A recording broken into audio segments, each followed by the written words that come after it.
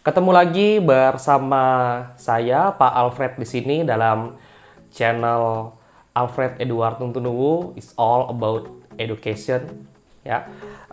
Pada kesempatan kali ini kita akan mengenal bagian-bagian dari mikroskop. Apakah ada yang tahu mikroskop itu apa? Ya, mikroskop adalah alat yang kita gunakan untuk melihat benda-benda yang berukuran mikroskopis. Nah, jadi benda-benda yang berukuran mikroskopis itu adalah benda-benda yang tidak bisa dilihat oleh mata secara langsung. Nah, untuk melihatnya kita membutuhkan alat. Nah, alat yang kita butuhkan adalah mikroskop. Oke, di depan saya di meja ini sudah ada mikroskop yang saya siapkan.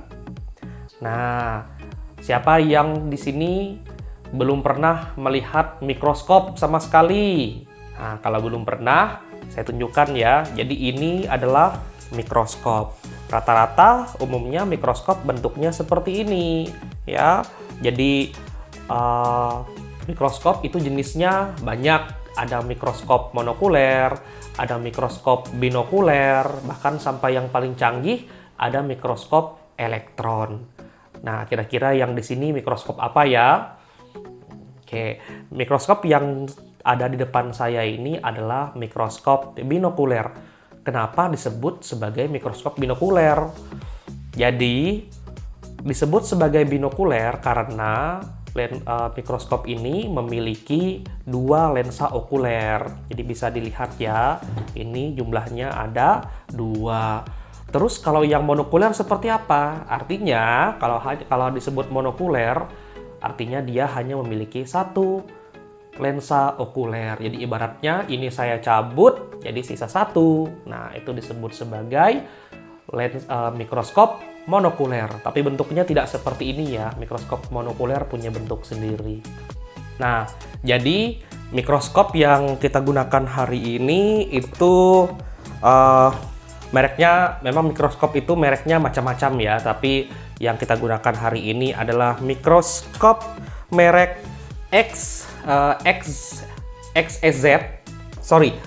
Ya, XEZ tipe 107BN, yang mana mikroskop ini merupakan mikroskop produk Cina. Tapi walaupun produk Cina, hasilnya dan daya tahannya cukup bagus dan sangat membantu untuk pengamatan mikroskopis ya. Oke, kita langsung saja untuk membahas bagian-bagian dari mikroskop ini.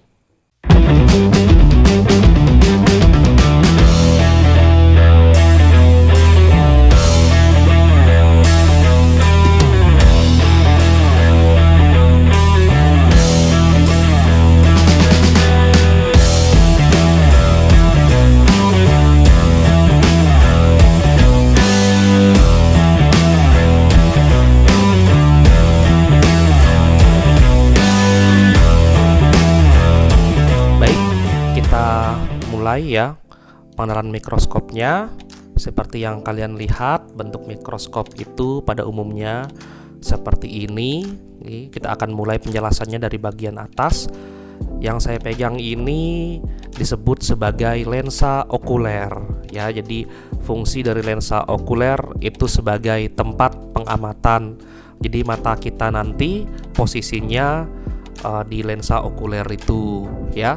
Di lensa okuler itu ada skalanya yang bisa kita atur, nanti bisa kita sesuaikan karena jarak mata tiap orang itu beda-beda ya.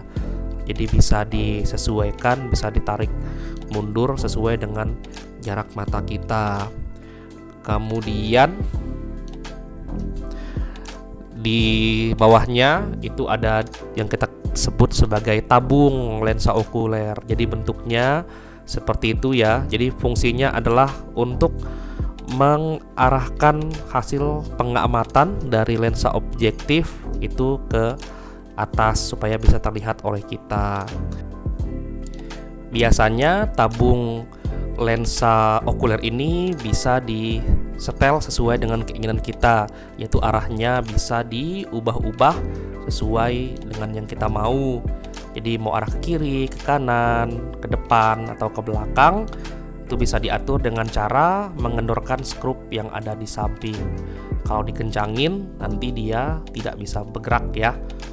Jadi itu fungsinya. Bagian selanjutnya adalah lengan mikroskop. Nah, lengan mikroskop ini membantu kita untuk memegang mikroskop ketika ingin dipindahkan atau disimpan, supaya tidak salah-salah pegangnya. Karena kalau salah-salah, nah caranya diangkat seperti ini. Kalau salah-salah takutnya nanti bisa jatuh, mikroskopnya rusak. Nah, sekarang kita lanjut ke bagian yang disebut sebagai revolver. Revolver ini merupakan tempat menempelnya lensa objektif.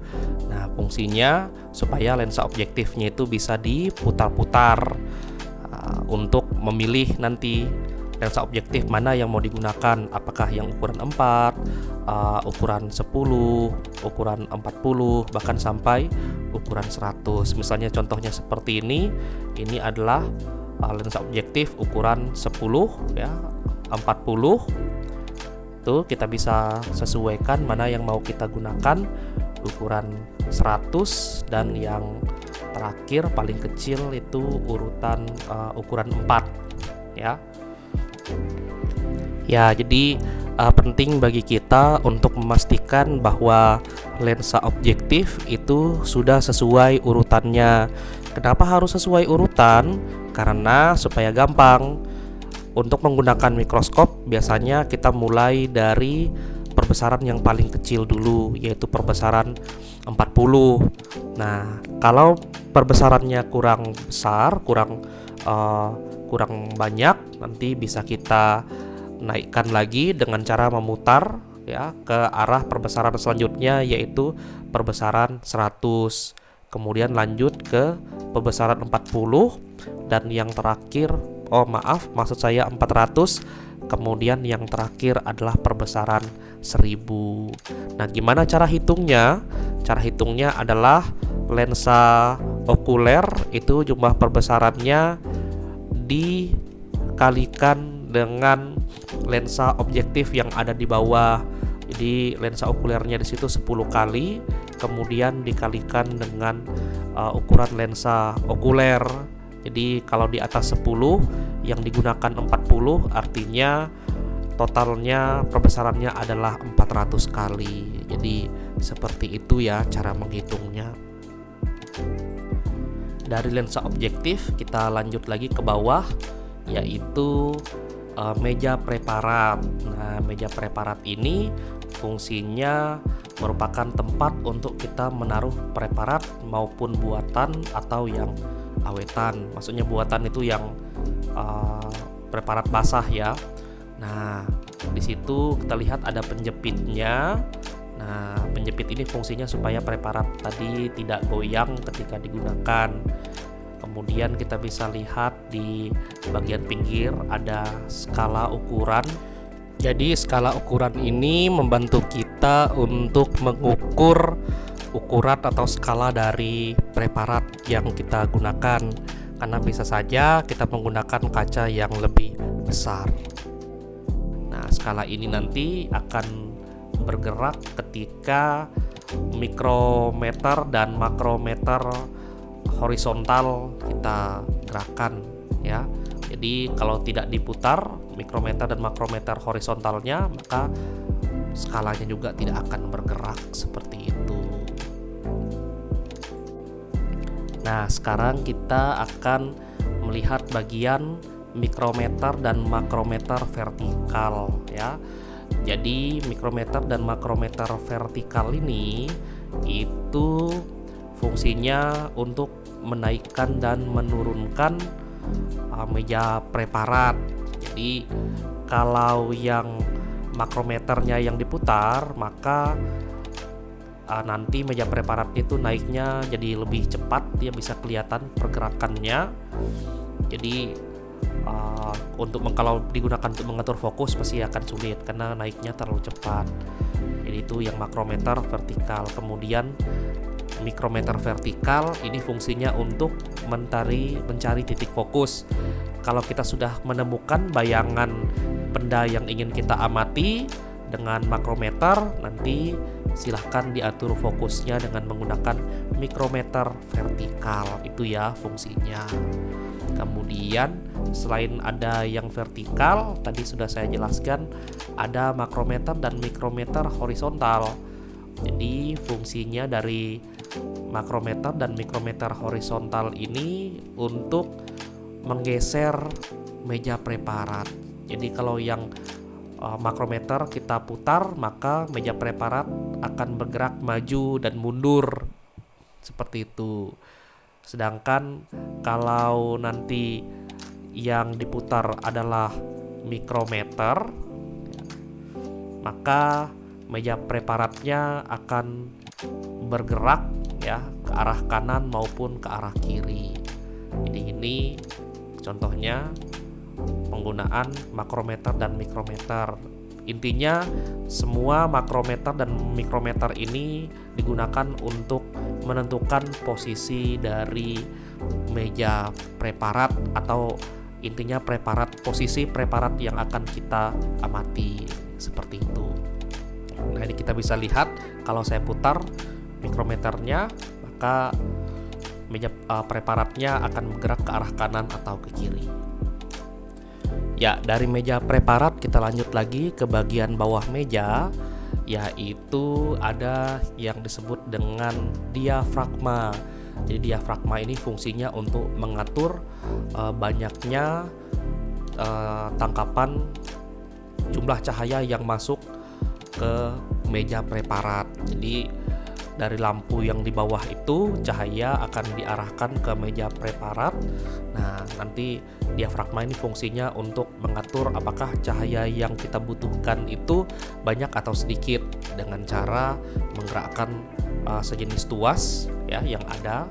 Nah, itu kita bisa lihat kalau saya gerakan, maka cahayanya berubah, mengecil dan membesar. Bisa kita atur sesuai dengan kebutuhan kita, apakah kita butuh cahaya lebih banyak atau lebih sedikit.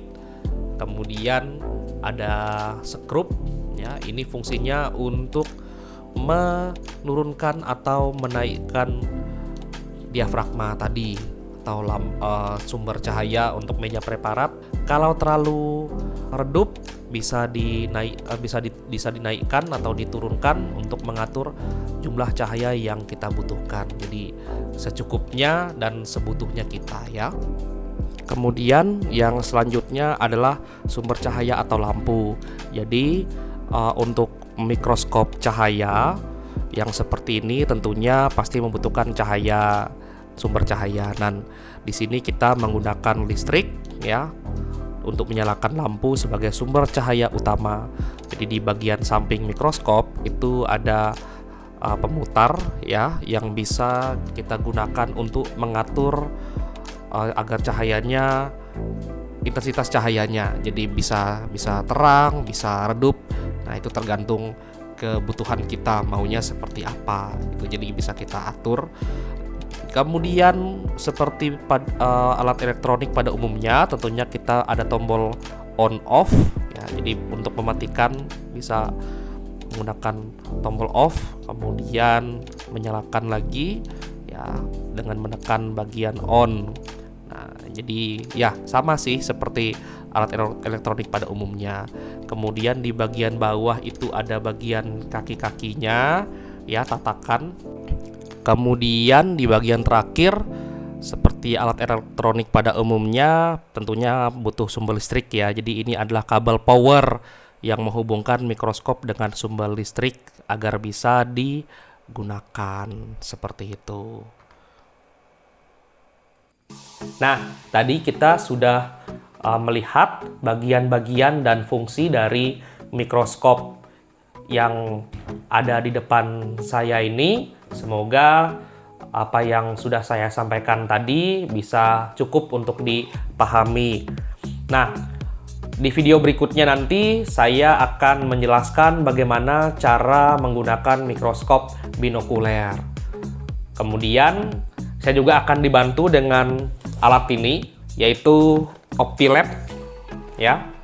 Jadi OptiLab ini merupakan kamera yang bisa membantu untuk menangkap hasil pengamatan mikroskop ya, agar bisa dibentuk dalam format digital seperti video maupun foto. Nah, itu untuk video berikutnya. Terima kasih sudah menyaksikan video ini. Tunggu terus video berikutnya. Kalau kamu suka dengan konten-konten dari channel saya, klik like, subscribe, dan komen, serta jangan lupa share ke orang-orang yang menurut kamu membutuhkan informasi dari video ini. Terima kasih, sampai jumpa lagi.